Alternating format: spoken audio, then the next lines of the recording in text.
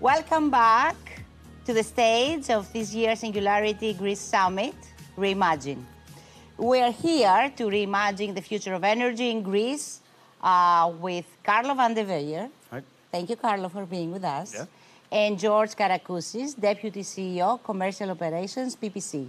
Thank you, George, for being with us. Thank you very much. That was an awesome talk, Carlo, as always. I meant everything what I said. Yeah. I know, I know. So, Carlo, I want to ask you, the elephant in the room when it comes to this conversation of the growth, a planned reduction of energy and resources to use, designed to bring the economy back into balance with the living world. I mean, we cannot live on this earth, as you mentioned, and as our previous speakers also mentioned, if we continue to consume more and more. Yet this idea of the growth seems a little bit radical. So what is your point of view? Yeah, it's good you mention it. And there was a reason that I also said it as an option, but there's three reasons that I don't think it will be the solution. And of course, let me first put, I do not want to advocate that we just use more and more and more resources and more energy. We should not spoil things. We should really take care of what we're using and do more efficiency, etc. But degrowth as a solution to the current challenges is not the solution. There are three reasons for that. Okay. The first thing is actually that you see never that degrowth works unless there's a better alternative. Now, that's always like that. Yeah, it's like that. I consumed a lot less of encyclopedias, for instance, and I didn't buy a lot of CDs anymore because I have a better alternative now with Wikipedia. And so that's the thing. But if there's not a better alternative, I never in history saw degrowth or just consuming less work. That's the first one. The second one, it's by definition only a partly solution. So if you, for instance, we managed to get 50% less CO2 emissions, we still only solved half of the problem. So it just takes twice as long before hell breaks loose, you know? That's not also, it's a partly solution. So delay. It's just a delay. And the third thing why I think, and that's what I would jump, it's also a little bit elitary. What you hear a lot is that from, okay, let's go back from flying an average 4 times per year to back to 2 times per year. But you also want the 80% of the world that never been in an airplane, they should not start it. Because otherwise, you still have more aviation. So it's a little bit elitary because you forbid other people to come to our level, etc. So for these three reasons, I do not see really that this is the viable option. Although I must repeat that we, of course, should be always very, very prudent in order to use our resources. But no, we have to innovate ourselves out of this crisis. Wow. George, we have been talking about radical ideas with Carlo, and I want to ask you, as Deputy CEO of PPC, do you think Greece's decarbonization plan is ambitious enough? 2 weeks ago, the Prime Minister announced a national green plan, and he said there is only growth is green growth. So are we moving fast enough on this front? What is happening? Yeah, well, thank you for the question. Greece's decarbonization plan is the most aggressive plan in Europe. Really? So we are talking about going from, I think it's 23 million tons of CO2 in 2019 down to 5 by 2024. From 23 to 5. Yeah, and then completely. That's super significant. That is significant, of course it is. And then completely switching off all lignite-fired plants by 2025.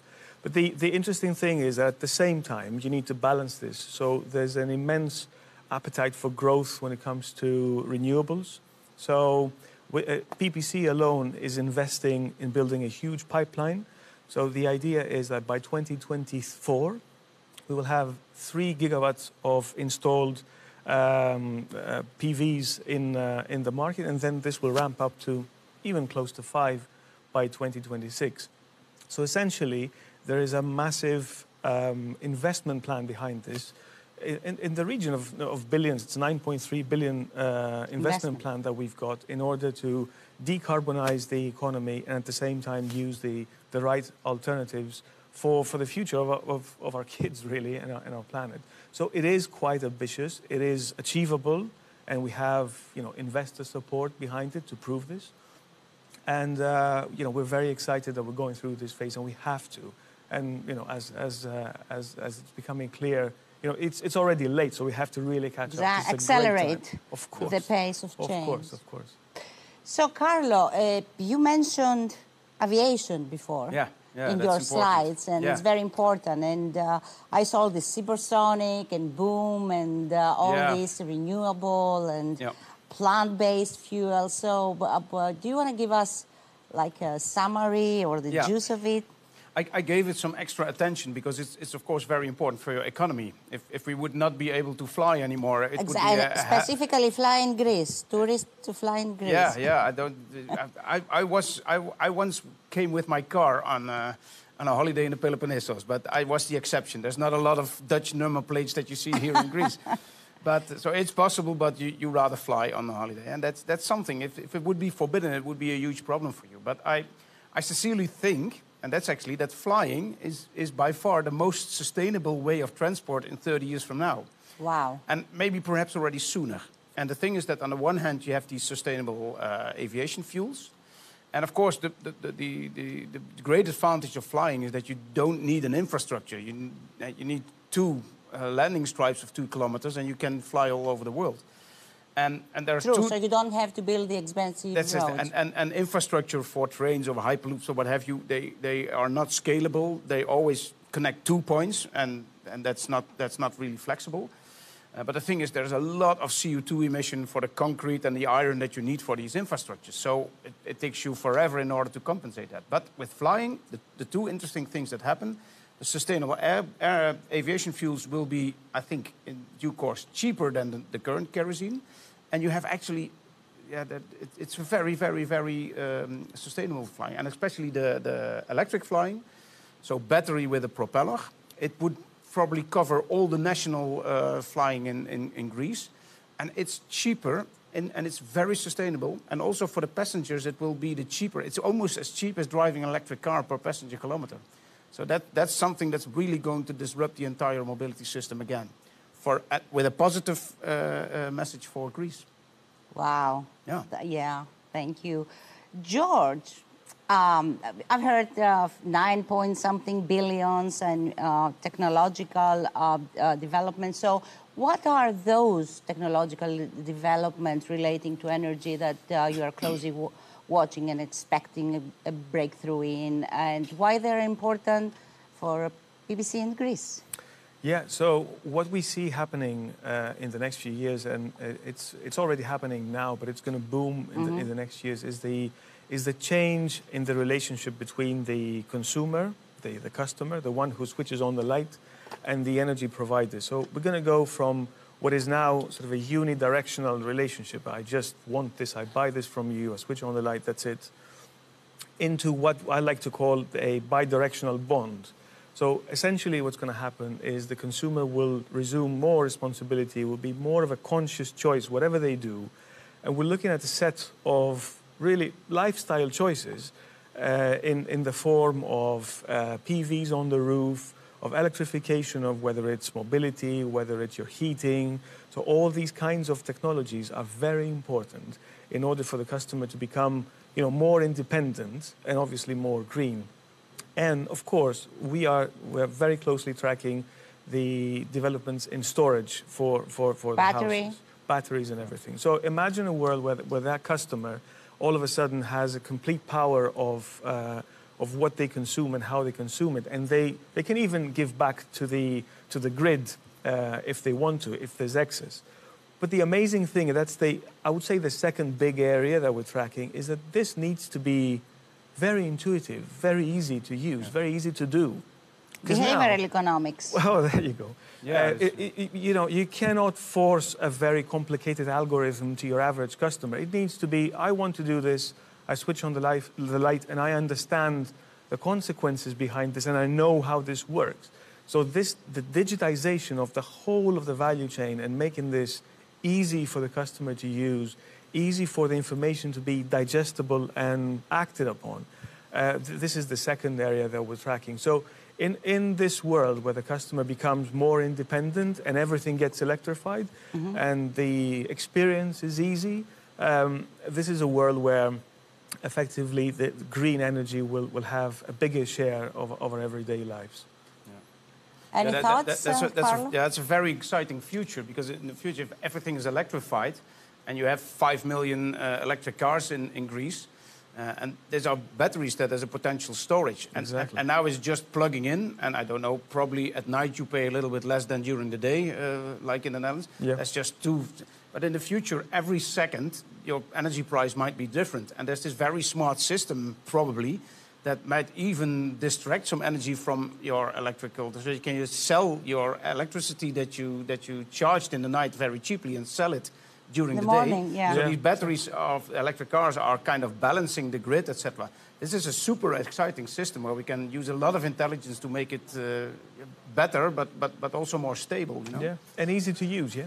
And easy to use, and that's true. So I have to say that I recently got an electric car. Yeah. And the experience, you know, of returning back home and plugging in my car instead of going to, you know, get gas, fuel it, is really fascinating, I would say. It is. And I would move now from cars to ships. Ships, that's also very important for Greece. Yes, very important for Greece. We know shipping has has been focused first because of the global shortages across the world, but also you talk about and David talk about like full sustainable ships that they go like autonomous ships. So what is happening there? Yeah, of course. Yeah, the current ships are already largely autonomous, and they are driving assistance, etc. But I think if you look at the shipping, first let me tell you that a lot of people dreamt because now because of the COVID, people want to more produce locally. We don't need so many ships anymore. The opposite happened. People didn't went on holiday. They went dining less. They spent less on drinks, etc. So they had a lot of money, and they start buying stuff. So this was not really degrowth of consuming less. True. So we needed even more containers and stuff from all over the world, and that's why there immediately is a shortage on both resources and ships. That's the thing. So the thing is that we need ships for the future still. Again, the thing is that how to fuel them and to move them. I think certainly on a local level we have battery ships, especially if you just can load and unload a container. So on the rivers, the river ships, you don't have so much here, but maybe already the cruises and the ferries, etc. The short distances. For the longer distance, probably we will also use these synthetic fuels. Because the thing is with ships, they have engines that last for 70, 80 years maybe. Yeah? So it's kind of relatively old engines. And you do not want to replace this huge installed base with other engines. So if you can use a fuel that can also perform in the current ships and have no real emission problem. Like a green fuel. That's again... Like hydrogen could be one. Yeah, hydrogen would be one. But then you also have to probably change your entire drivetrain system. So if you just make the extra step, which costs you a little bit of energy, but I think the efficiency is not a problem, it's more the cost of transferring in the future, then probably we'll make an artificial kind of ship diesel that they also run actually climate neutral, but you can still use the old ships. Wow. I would put my money on that trajectory. So you have again, also your ferry system can be made sustainable. We should make a fund and start investing, Carlo. That's what I should invest in, this kind of energy, Yeah. So, George, I want to ask you this. So, what is the impact of the current higher price? Because, you know, if you open the newspaper, every front page is about the crisis, the energy, the price. So how this affects the trajectory of the renewable energy adoption? Is there an effect, and what is it about? I think... you know, we're not short of crises the last few years, are we? No, we are not. What we all noticed is that, you know, crises, they have dreadful effects in several cases, like COVID and everything.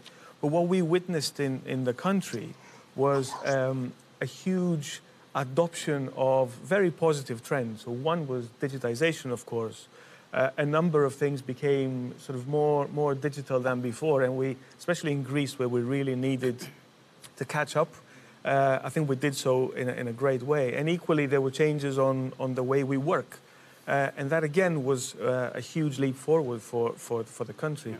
I think this crisis, what it does is, I think it acts like an accelerator for adoption of renewables, because simply, I think we have the realization that the reason that we're facing this is because we haven't already acted fast enough. So yes, we're going through a challenging period, which we hope that will sort of die down in the next few months. But I think this has helped everybody realize that, yes, we should act faster, we should build more renewables, we should make sure that we rely more on ourselves than other complicated, let's say, challenges.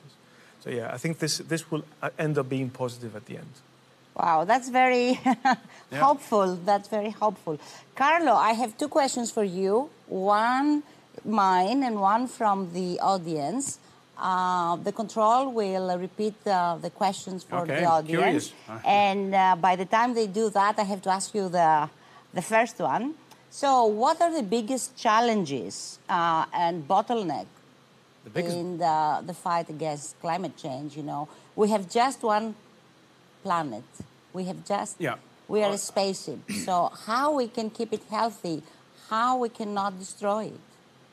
I think there's one clear answer to that. It's one of the reasons that I work at the university, because I think it's not the technical possibilities. I showed you what's possible on a technology thing, we can make that.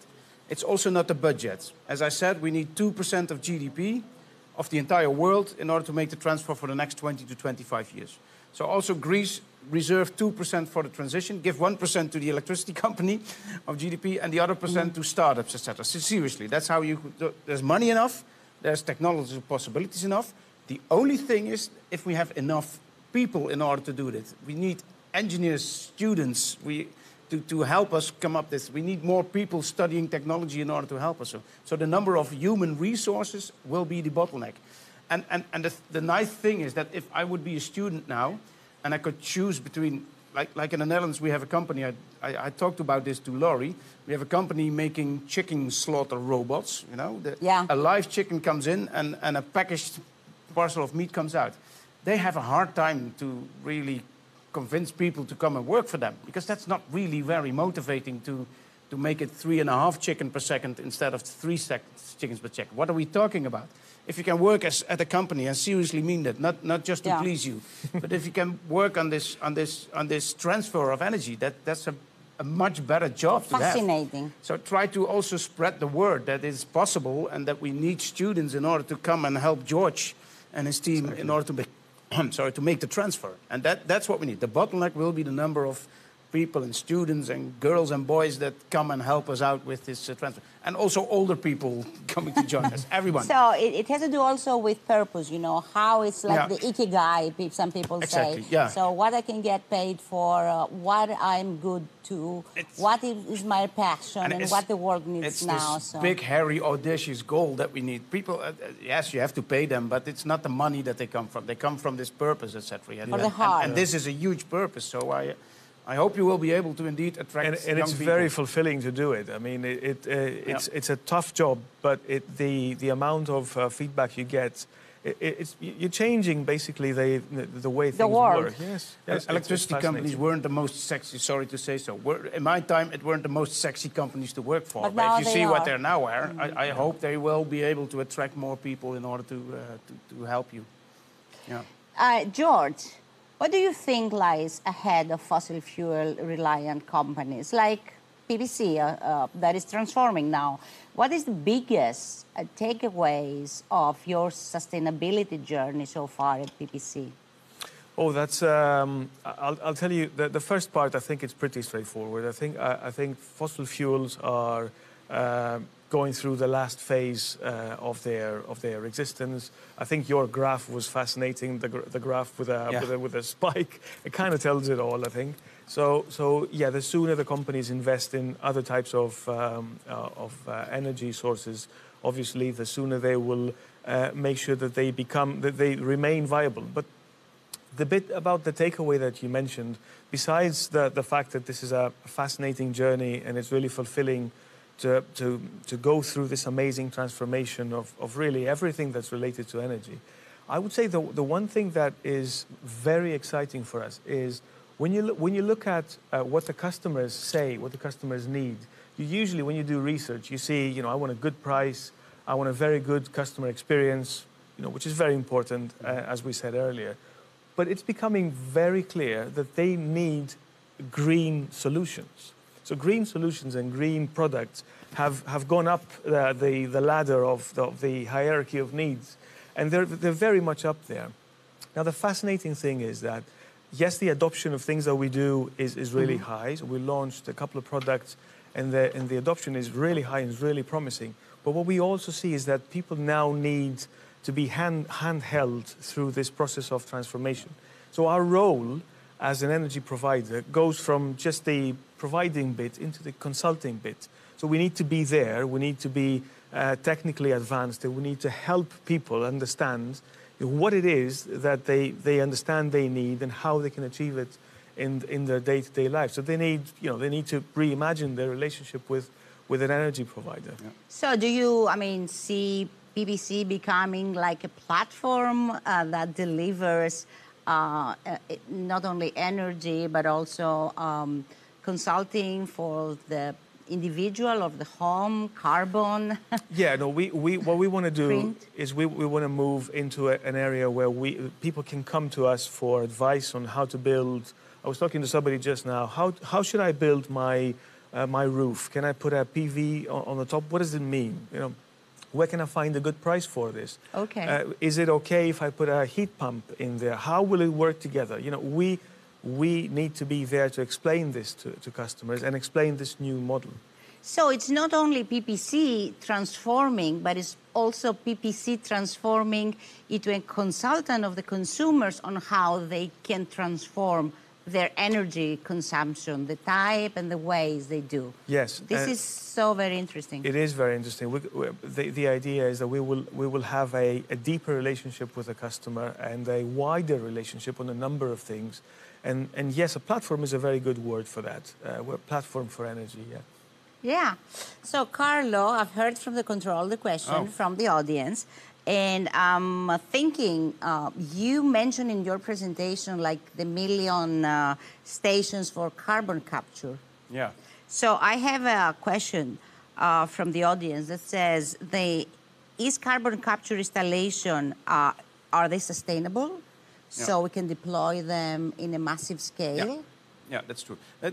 That's the right question, because if they consume more energy than you then... And affordable also. Yeah, and affordable. The affordable, yes. Yeah. So the point is... what is the cost of a station like this? Yeah, you know what the cost was of the first automobile? That was the first iPhone was hugely expensive. Of course, what I showed was this very first kind of prototype that's now in Iceland, and there's a second one in Switzerland. But there's also now an X prize, Peter Diamandis, and with money from Elon Musk. Elon Musk, it's 100 or 120 million if you come up with the best scalable CO2. So there's a lot of push now in order to come up with better technologies. And that's how you look at this carbon capture. It's in the beginning phase. Exactly. It's a challenge, but even with this current system, it would theoretically be possible to already do the job for the entire world. So if you need 1 million out of these, and they also consume, because there are electric fans, etc., in order to draw the air, they consume electricity. So it costs you a little bit extra electricity and a bit of your total efficiency. You have to put more solar cells also to get them to work in this new fuel factory. But actually, in the end, that bit of energy that it costs, it will make your transport much, much cheaper, etc., and the storage much, much cheaper. So you will earn it back. So it's a closed business case for the future that you will have, even involving this extra energy and all the stuff that you need to build this kind of carbon capturing machines. It's probably still cheaper to make the fuel than to pump it up and refine it. Because talking about scale, if you would add all the refinery installations on the world together, you would also cover Rhodos 3 times, you know? Really? So I might exaggerate a little bit, but it's unbelievable what we built on a refinery system. That's also, you cannot imagine how many square kilometers that is. And we managed to build that in the last decades. So again, if we can build 1 billion cars in the next 10 years, why not be able to build 1 million of these kind of things? That's easier. So, and again, this is the prototype. I think the definite will be much smaller, better, more efficient. It gets smaller, better, faster, cheaper, we know so that we have to build trees, but then the artificial kind of trees. Trees are very good in taking CO2 out of the air, but You said like 230 trees per per person and 200 per person. You could also plan 200 persons that we also get, but that's a 2 trillion. I did the calculation on the back of an envelope. It didn't work. It's extra trees. It's not on top of what we already have. So yes, that's a bit too much. So technology. Thank you both for being here. Any closing thoughts, remarks, ideas on how we can reimagine a better, cleaner planet and more democratic, distributed energy to people without the impact? Maybe one positive note, because I said already a lot of things, and I do really believe that it's possible. That's the thing, if we have enough people to do it. So convince your nephew, or yourself, or your children, etc., to work with them or somebody else that's making the transition. That's one thing. But the other positive thing is that, you know, this green thing, it used to be a little bit left side, hippie, alternative kind of things where a lot of people were motivated just because they wanted to create a better world, blah, blah, the dreamer world, with all respect. But now it's becoming hard business. So you see now it comes into a flow. It's also economically better to be green. And then things move fast. So I'm sincerely, but I have to be as an engineer, but I'm very optimistic. Yeah, I was in a conference last week with Paul Polman, and his point of view is like net positive, not just zero. No, we have net positive means that we correct what we did in the last 100 years. Exactly, also give back. Yeah, so we have to even produce a little bit more fuel, maybe pump it back in the ground or something. I don't know if that's the thing. But net positive, that's positive. The thing. George, any closing remarks, thoughts on how we can move forward and reimagine a better future? Yeah, no, your optimism is contagious. So I'm an engineer as well, so I share the same optimism when it comes to technology. I think that the one thing we should all take a step back and realize is that now is the time. There's no tomorrow. We have to do it now, and everybody can make a difference. So go out, look at what green stands for. Come to us for advice. And make sure you make the difference as well. If each of us tries to make a difference towards that direction, we're going to accelerate the path towards a greener planet.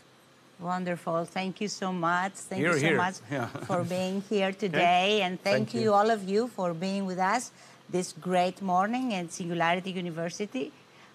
In Greece, we are taking a few minutes break, 45, and we will be back at 2 o'clock. Stay tuned. Thank you.